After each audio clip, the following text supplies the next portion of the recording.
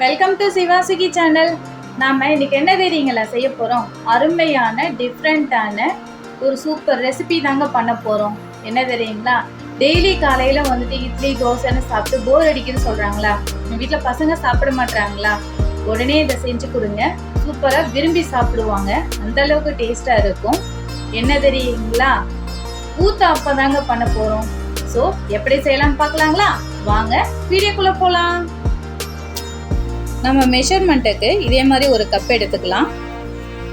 Measurement கப்பால் ஒரு cup idli அரிசி, ஒரு கப்பு பச்சைப்பயிறு, அரை கப்பு ஜவ்வரிசி எடுத்து 4 தண்ணி ஊற்றி வாஷ் பண்ணிவிட்டு 6 மணி நேரம் ஊற வச்சு எடுத்துருப்போம்.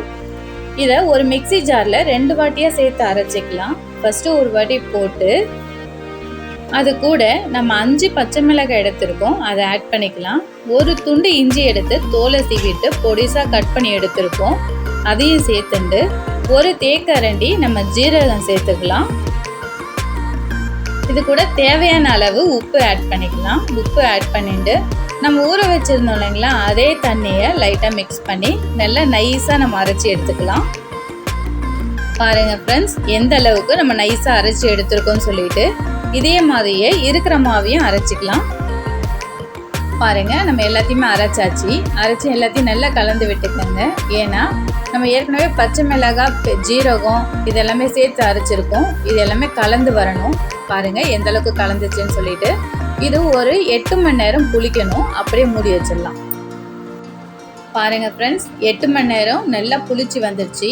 ஸோ இந்த ஸ்டேஜில் நம்ம நல்லா எல்லாத்தையும் கலந்து விட்டு ரெடி பண்ணிக்கலாம். பாருங்கள் நல்லா கலந்து வந்துருச்சு.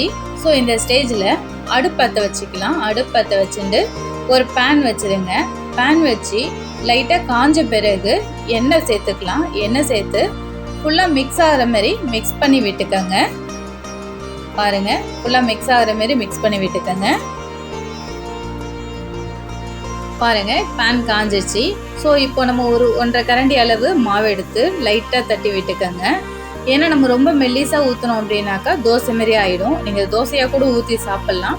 இது மேலே நம்ம ஒரு பெரிய வெங்காயம் வந்து பொடிசாக கட் பண்ணியிருக்கோம். ஒரு கேரட்டை வந்து துருவி வச்சுருக்கோம். அதை வந்து லைட்டாக மேலே வந்து தூவின மாரி சேர்த்துக்கலாம். பாருங்கள் எந்த அளவுக்கு கலர்ஃபுல்லாக இருக்குதுன்னு சொல்லிட்டு இதே மாதிரி நம்ம சேர்த்துக்கலாம். இதுக்கு மேலே நம்ம ஒரு புதினா வந்துட்டு ஒரு கொத்து கட் பண்ணி வச்சுருக்கோம். அந்த புதினாவையும் ஆட் பண்ணிக்கலாம். பாருங்கள் எல்லாத்தையும் ஆட் பண்ணிட்டு லைட்டாக தட்டி விட்டுக்கோங்க. அப்போ தான் வந்துட்டு நமக்கு திருப்பி போடக்குள்ளே வந்துட்டு கீழே கொட்டாது. ஸோ இந்த ஸ்டேஜில் தட்டி விட்டுட்டு லைட்டாக ஓரத்தில் எண்ணெய் மிக்ஸ் பண்ணிக்கலாம். இது வேகிறதுக்கு ரொம்ப நேரம் எடுத்துக்காது, ஒரு 2 நிமிஷம் தான். பாருங்கள் ஓரம்லாம் நல்லா செவந்து வந்துச்சு. இந்த ஸ்டேஜில் நம்ம திருப்பி போட்டுக்கலாம். பாருங்கள் எந்த அளவுக்கு செவந்து இருக்குன்னு சொல்லிட்டு ஒரு 2 நிமிஷம் அப்படியே இருக்கட்டும். பாருங்கள் ஃப்ரெண்ட்ஸ், நல்லா வெந்து வந்துருச்சு. ஸோ இந்த ஸ்டேஜில் நம்ம பிளேட்டுக்கு மாற்றிக்கலாம். பாருங்கள் ஃப்ரெண்ட்ஸ், நமக்கு ஊத்தாப்பம் ரெடி ஆயிடுச்சு. ஸோ உங்களுக்கு டெய்லி வந்துட்டு போர் அடிக்குதுன்ற பசங்க கூட நல்லா விரும்பி சாப்பிடுவாங்க. நீங்கள் இந்த ரெசிபி செய்யணும் அப்படின்னாக்கா முதல் நாள் காலையிலே ஊற வச்சுருங்க. ஈவினிங் அரைச்சோம் அப்படின்னாக்கா மார்னிங் வந்துட்டு செய்யறதுக்கு கரெக்டாக இருக்கும். நீங்களே செய்து கொடுத்து பாருங்கள். எப்படி இருக்குன்னு சொல்லிட்டு கமெண்ட் பண்ணுங்கள், லைக் பண்ணுங்கள், நம்ம சேனலை சப்ஸ்கிரைப் பண்ணுங்கள். தேங்க்ஸ் ஃபார் வாட்சிங்.